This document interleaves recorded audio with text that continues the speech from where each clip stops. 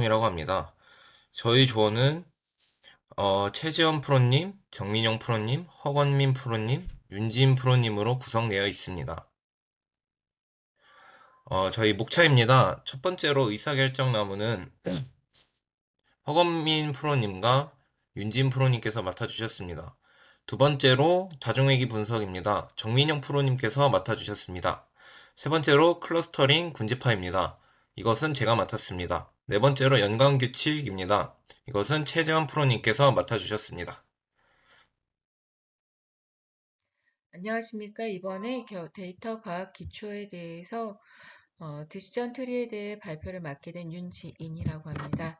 디시전 트리는 데이터를 조건에 따라 분리하고 의사결정을 도와주는 트리 구조 기반의 머신러닝 알고리즘입니다. 회귀 분석 기법으로 의료 분야 환자의 질병 여부를 교차 검증으로 통해서 결과값을 추출하는 과정이며 이 과정을 R코드를 실행해서 구현해 보았습니다. 로지스틱 회귀는 범주형 종속 변수를 예측하기 위해 사용하는 통계적 기법이며 이진 분류를 통해서 생존 여부 또는 질병 여부에 대해서 검증하는 기법이며 이 부분에 널리 사용되고 있습니다. 로지스틱 회귀는 선형 회귀의 확장판이며 선형 회귀는 연속적 종속 변수를 예측하는 데 사용되지만 로지스틱 회귀는 범주형 변수를 예측합니다.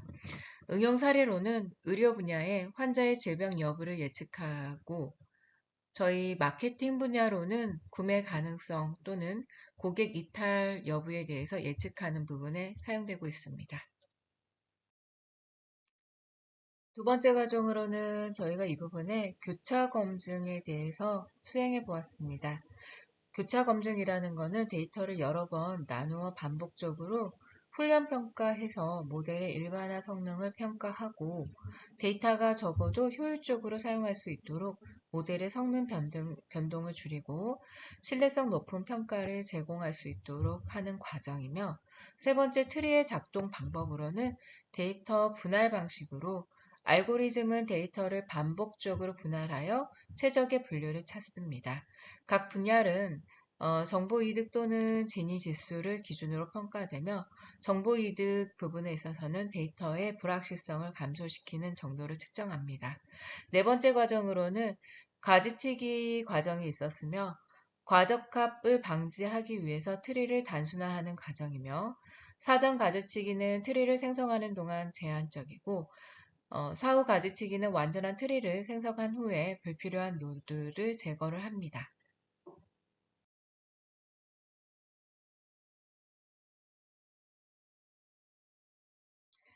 첫 번째 문제로는 데이터를 분류해서 관측값을 두 개의 내용으로 분할하는 과정입니다. 훈련 세트와 데이터 테스트 세트로 분류하는 과정입니다. 관측값을 두 개로 분할을 해서 145행과 146행의 관측행을 만들고 피그타임, 생존시간, 그 다음 생존 여부를 나타내는 변수, 환자의 나이, 치료 유형, 병리학적 등급, 암 침습 정도가 어느 정도인지에 대한 등급, 그 다음 종양의 염색체 상태는 어떻게 되는지에 대해서 나타내는 값으로 변수들을 구성을 해보았습니다. 두 번째 과제로는 분리 트리를 만드는 과정과 해당 트리를 시각화하는 절차입니다.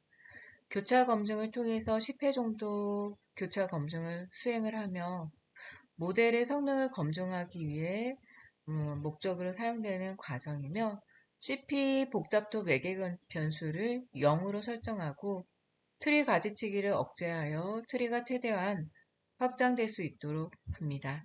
트리를 분할할 수 있는 최소 관측값 수를 4로 설정합니다.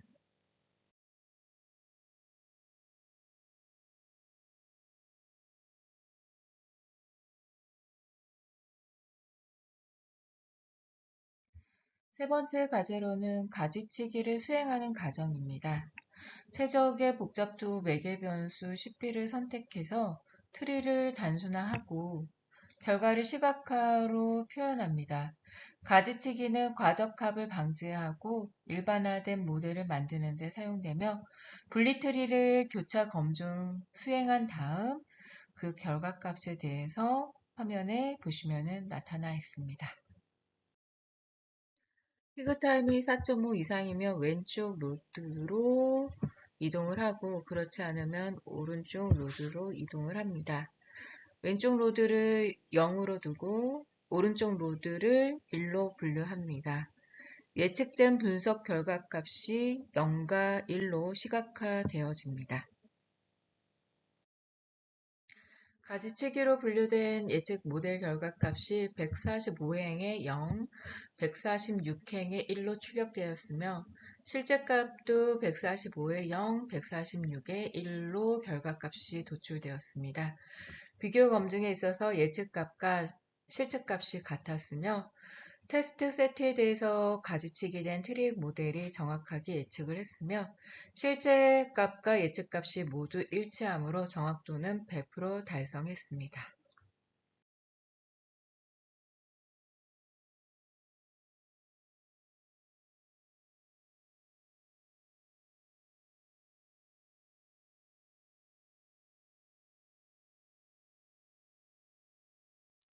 디시전 트리에 대해서 장점과 단점을 말씀드리도록 하겠습니다.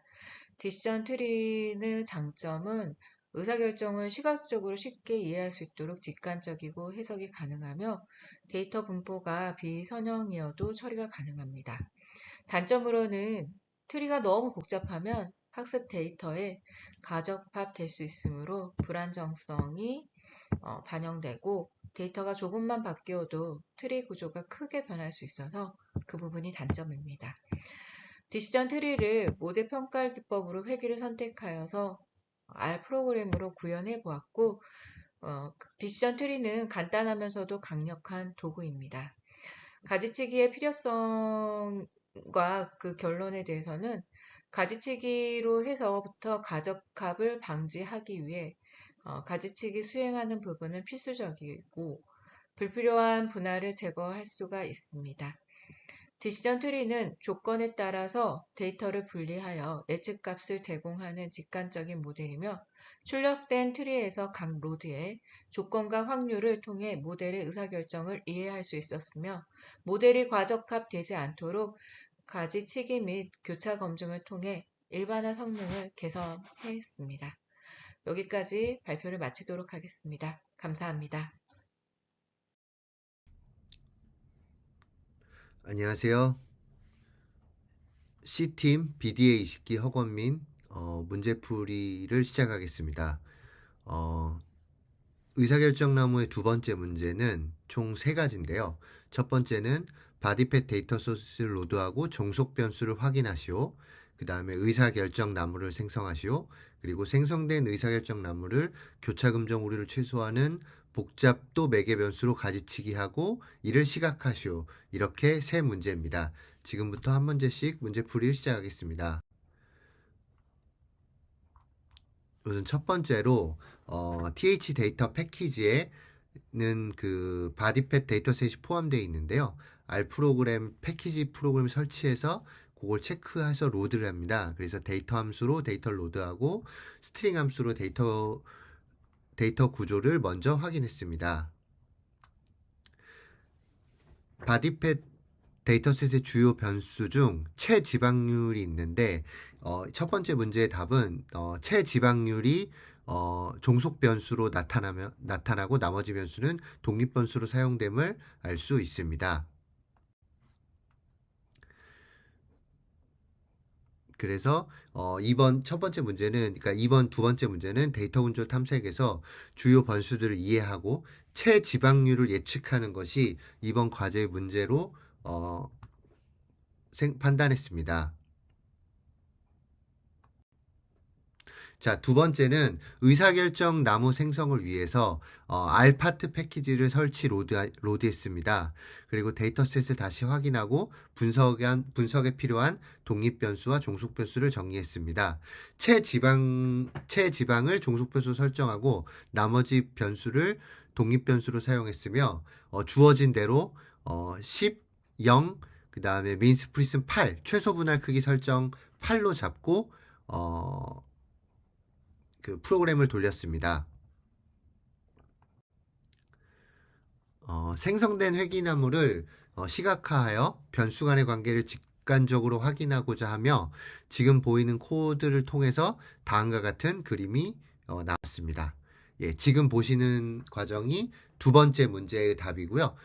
회귀나무는 데이터를 분류하고 예측하는 데 유용한 도구로 위코드는 설정값에 따라 나무를 생성하고 시각화했습니다. 그래서 지금 보이는 화면으로 답이 도출되었습니다. 자, 세 번째는 마지막 지문인데요. 교차 검증 오류가 최소화되는 복잡도 매개변수를 찾고 그에 따라서 이제 가지치기를 수행하는데요. 우선 교차 검증 오류 최소화되는 복잡도 매개변수 CP를 찾는 것을 먼저 첫 번째로 시작을 했고요.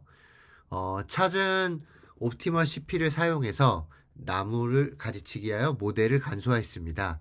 그래서 지금 제가 파란색으로 주석을 다 달았는데요. 해당되는 순서에 따라서 진행을 했고요. 끝으로 마지막 가지치기를 통해서 다음과 같은 그림이 나왔습니다. 가지치기는 과적합을 방지하고 모델의 해석 가능성을 높이는 중요한 과정으로 이번 그 최적의 복잡도 매개변수를 기준으로 두 번째에 나왔던 나무를 세 번째에서 좀 더 간소화했습니다. 그래서 이번 과제를 통해서 데이터셋 로드 및 구조를 확인해서 종속 변수인 체지방률을 찾았고요. 두 번째 질문인 의사결정 나무를 생성하고 시각화했으며 끝으로 가지치기를 통해 최적화된 나무 생성 및 시각화를 진행했습니다. 네, 이상입니다. 감사합니다. 안녕하세요. 데이터 과학의 기초 최종 팀 프로젝트 로지스틱 리그레션 발표를 맡은 시조 정민형입니다. 로지스틱 리그레션 문제의 구성은 다음과 같습니다. 1번 문항은 바이옵시 데이터셋을 로드하는 방법을 설명드리겠습니다. 바이옵시 데이터셋을 로드하기 위하여 매스 패키지를 우선 설치합니다. 라이브러리 매스를 통하여 위에서 설치한 패키지를 호출합니다. 그리고 매스 패키지에 포함된 바이옵시 데이터를 로드합니다. 헤드와 뷰 함수를 통하여 데이터셋이 정상적으로 호출되었는지 확인합니다. 해당 데이터셋이 정상적으로 호출되었음을 확인할 수 있습니다. 이번 문항은 해당 데이터셋의 구조를 확인하고 아래서 데이터셋에 대한 설명을 찾아 해당 데이터셋을 이해하는 방법을 설명드리겠습니다. 먼저 스트럭처 함수를 통하여 바이옵시 데이터셋의 구조를 확인합니다. 아래서 제공하는 물음표 기능을 활용하여 바이옵시 데이터셋의 설명을 확인할 수 있습니다. 해당 기능을 통하여 해당 데이터셋에 대한 설명, 사용법, 형식, 출처, 참고 문헌을 확인할 수 있습니다. 해당 데이터셋은 유방암 환자에 대한 생체검사 데이터라는 것을 확인할 수 있었습니다. 해당 데이터셋은 유방암 환자 699명에 대한 생체검사 결과를 포함하고 있으며 9개의 특성을 1부터 10까지의 척도로 평가한 데이터입니다. 3번 문항은 해당 데이터셋의 결측치를 제거하는 방법을 설명드리겠습니다. 우선 결측치 여부와 개수를 파악하는 방법을 설명드리도록 하겠습니다. sum과 EGNA 함수를 통하여 데이터셋의 결측치 개수를 파악합니다. 해당 데이터의 결측치는 총 16개로 확인되었습니다. 그리고 콜썸즈와 EGNA 함수를 통하여 바이옵시 데이터셋의 결측치가 어느 변수에 존재하는지 확인할 수 있습니다. 총 16개의 결측치가 전부 V6 변수에 존재하는 것을 확인할 수 있었습니다.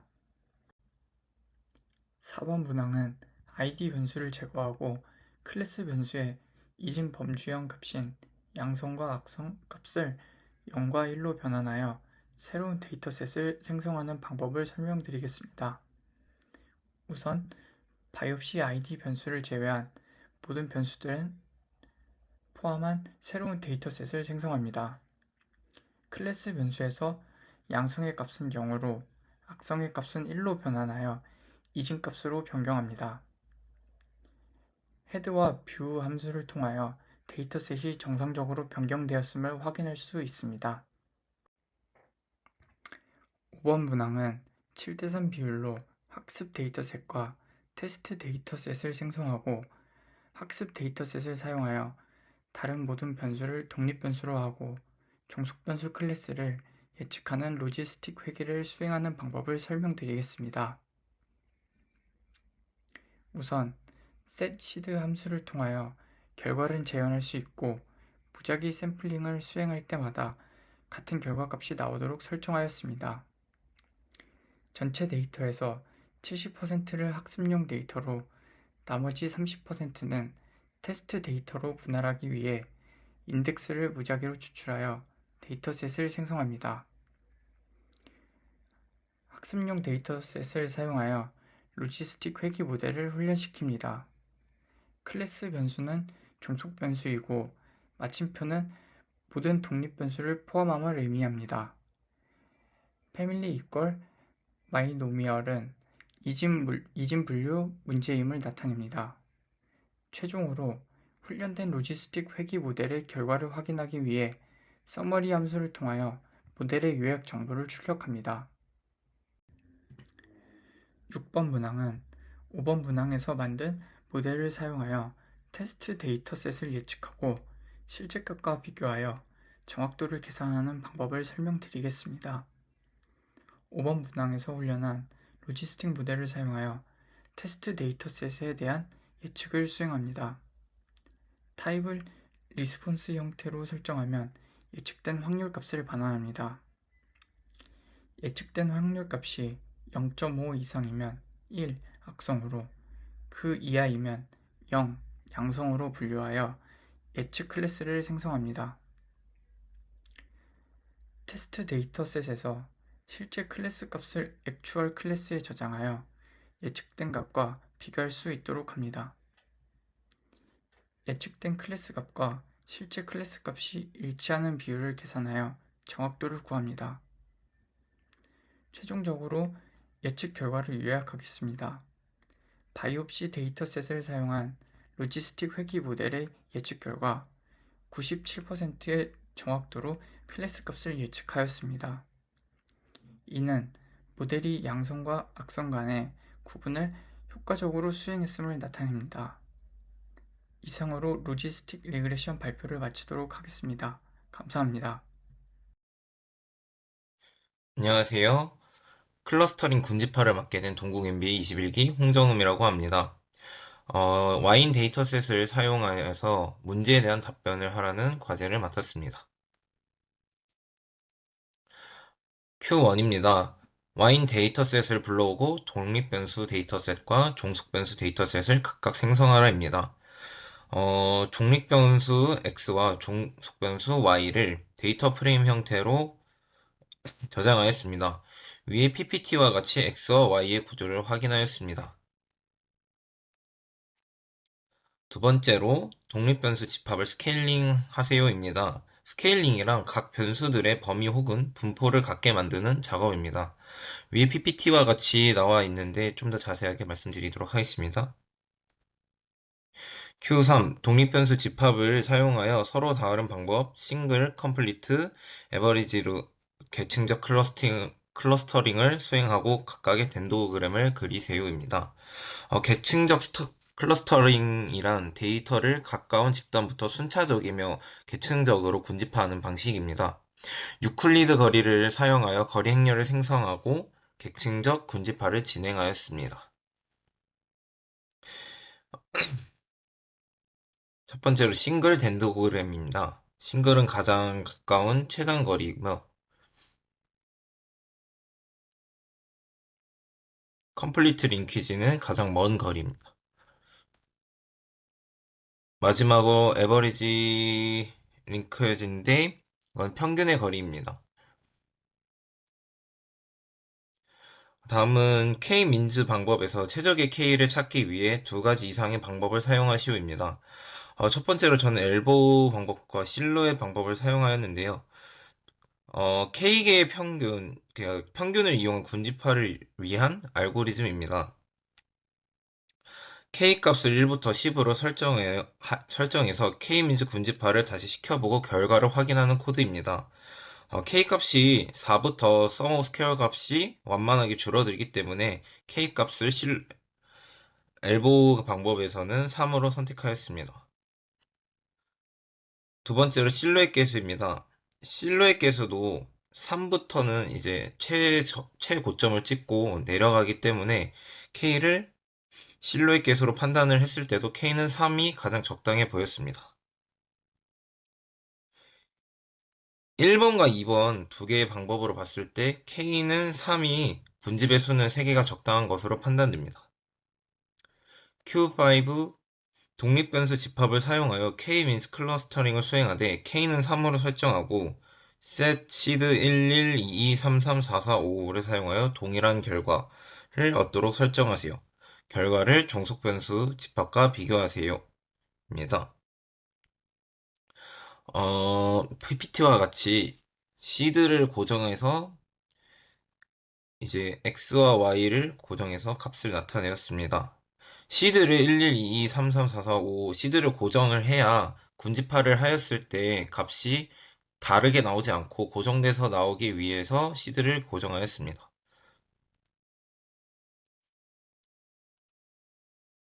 마지막 Q6 종속변수를 정수로 변환하고 정확도를 계산해 보세요입니다. 클래스 값을 A는 3, B는 1, C는 2로 변경하여 Y의 클래스를 A3, B1, C2로 설정해서 코딩을 한 결과 96.63%라는 결과값이 나왔습니다. 네, 이상으로 발표를 마치도록 하겠습니다. 감사합니다. 안녕하세요. C팀 최재원입니다. 오늘 발표에서는 어소시에이션 룰을 예제를 함께 살펴보겠습니다. 이번 발표의 핵심은 프로덕트 RDS 데이터셋을 활용해서 연관 규칙을 도출하는 과정입니다. 분석은 R의 A 룰즈 패키지를 사용했습니다. 이 패키지는 연관 규칙과 빈바락문 집합을 분석하는 데 매우 유용합니다. 특히 A 프라이오리 알고리즘이 내장되어 있어서 복잡한 데이터에서도 쉽게 규칙을 찾을 수 있습니다. 프로덕트 RDS 데이터셋은 고객의 구매 트랜잭션 데이터를 포함하고 있습니다. 각 트랜잭션은 고객이 구매한 여러 상품들로 이루어져 있는데 이 데이터를 분석해서 고객 행동 패턴을 파악해 보겠습니다. 분석은 총 6단계로 진행됩니다. Q1에서는 데이터를 불러오고 트랜잭션즈 형식으로 변환합니다. Q2에서는 거래수와 아이템 수를 확인하고 예시로 첫 3개 거래를 살펴봅니다.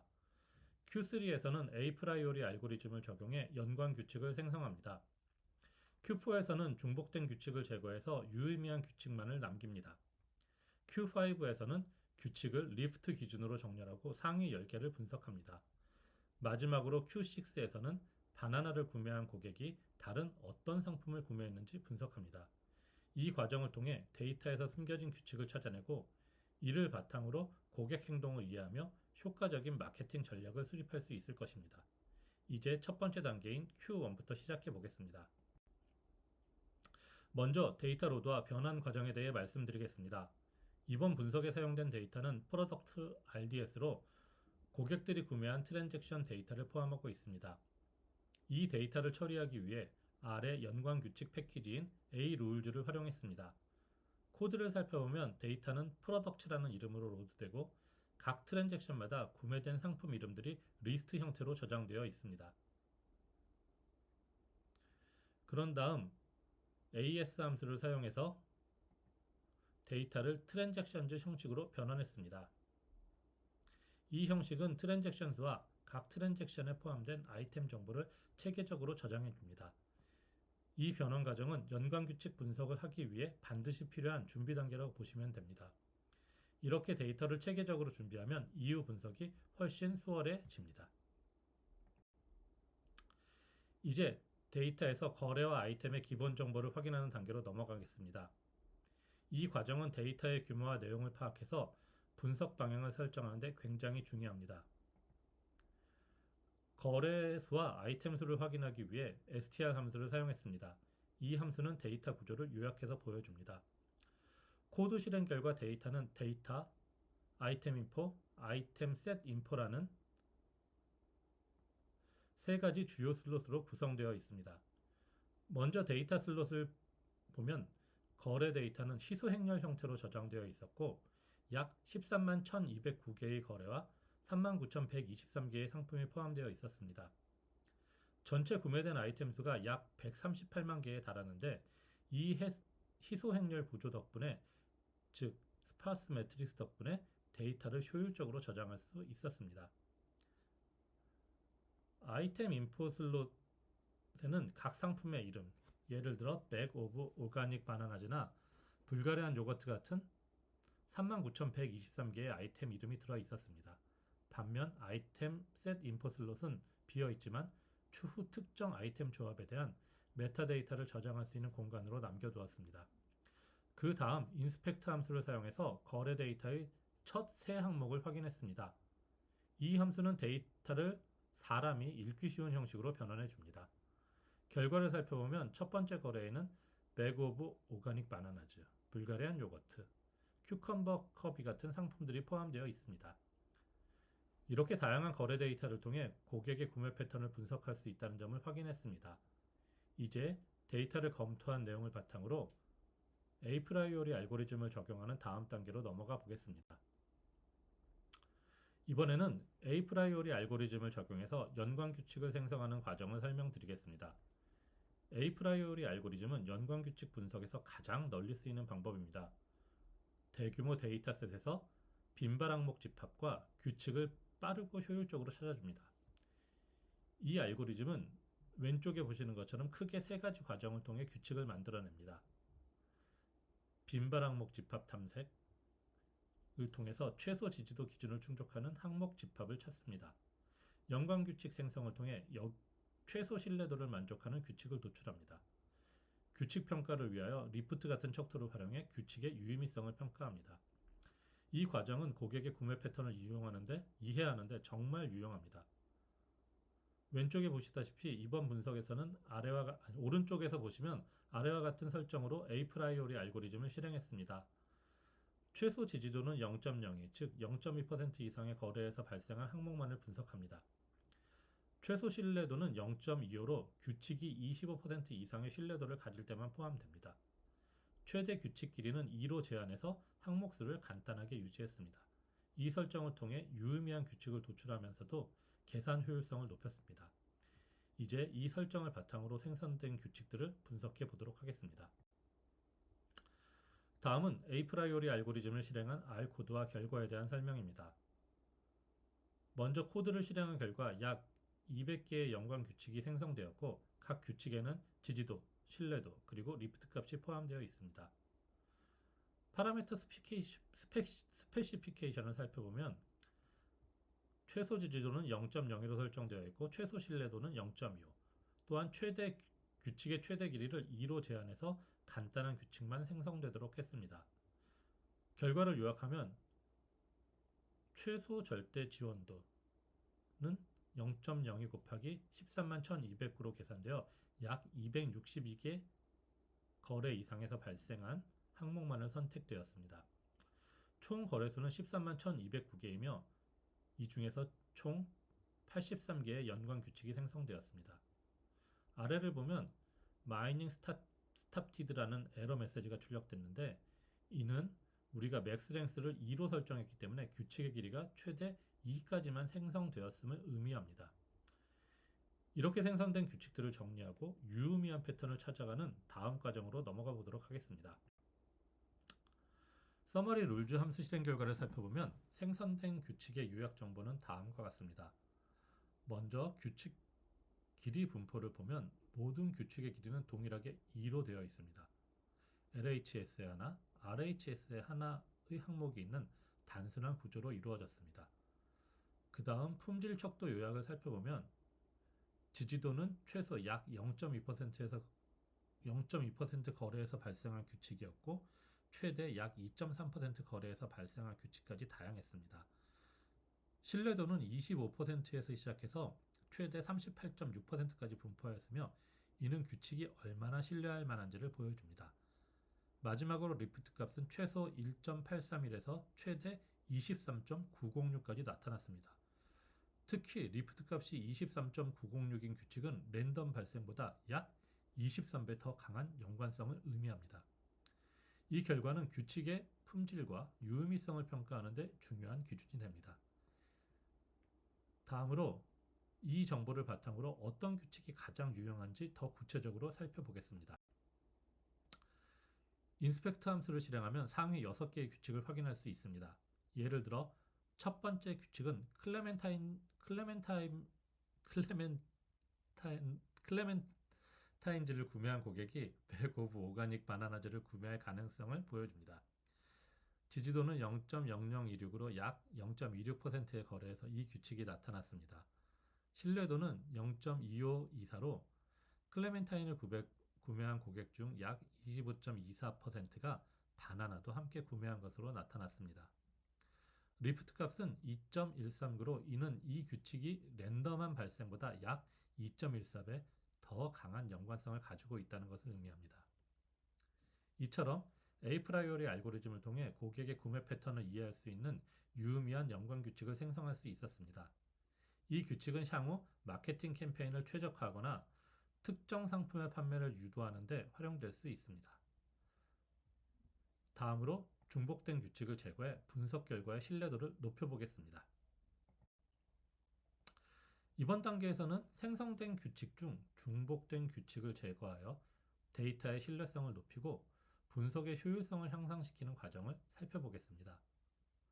먼저 중복 규칙이란 동일한 정보나 유사한 패턴을 표현하는 규칙들을 의미합니다.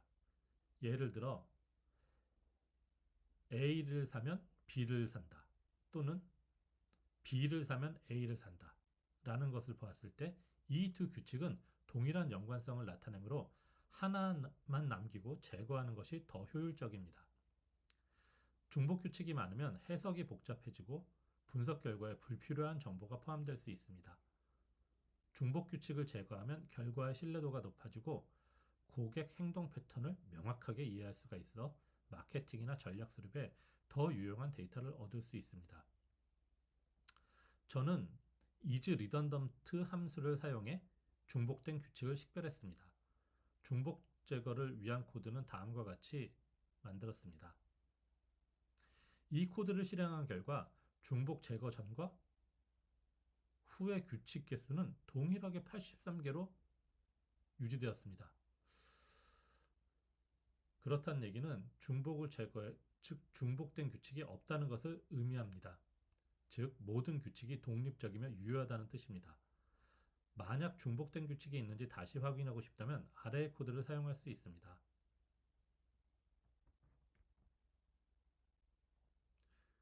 이 결과가 0이면 중복 규칙이 없음을 나타냅니다. 우리는 이 단계에서 중복 규칙이 없다는 것을 확인하였으며 데이터 품질을 유지했습니다. 다음 단계에서는 리프트 값을 기준으로 규칙을 정렬하여 가장 중요한 규칙을 선별하겠습니다.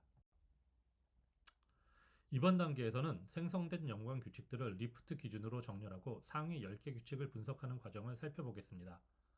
먼저 리프트에 대해서 알아보겠습니다.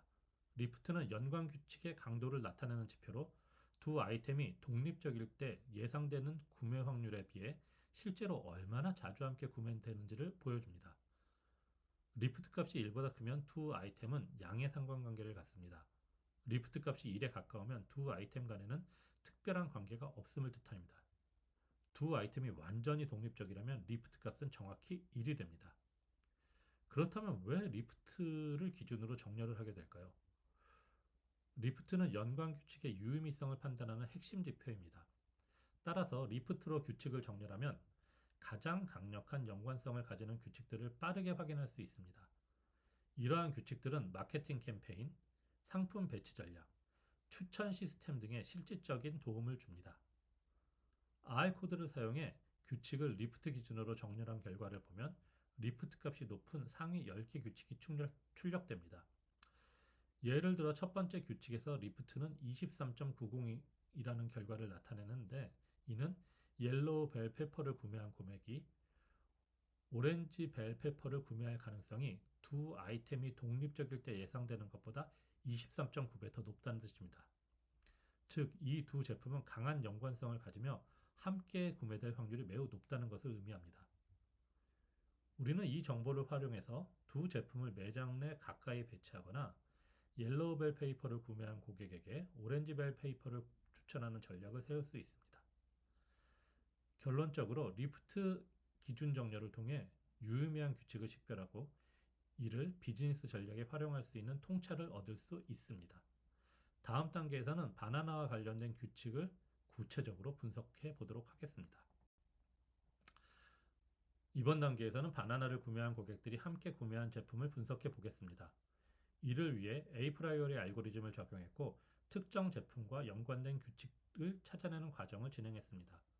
설정값으로는 최소 지지도 0.01, 최소 신뢰도 0.1, 최대 규칙 길이를 2로 제한하여 간단한 규칙만 생성했습니다. 특히 바나나를 LHS로 고정하여 이 제품과 연관된 규칙만을 탐색했습니다. 실행 결과 총 6개의 규칙이 생성되었습니다. 예를 들어 첫 번째 규칙은 바나나를 구매한 고객 중 11.83%가 올가닉 아보카도를 함께 구매했음을 보여줍니다. 리프트 값이 2.102로 이 두 제품 간의 연관성이 단순히 우연보다 약 2배 더 강한다는 점을 알 수 있습니다. 이런 결과를 바탕으로 우리는 몇 가지 활용 방안을 생각할 수 있습니다. 바나나를 구매한 고객에게 올가닉 아보카도를 추천하는 추천 시스템을 만들 수 있습니다. 또한 두 제품을 가까운 위치에 배치해 구매를 유도하는 제품 배치에 활용할 수 있습니다. 마지막으로 두 제품을 묶어 할인을 제공하는 마케팅 전략을 수립하는 번들 프로모션을 생각할 수 있습니다.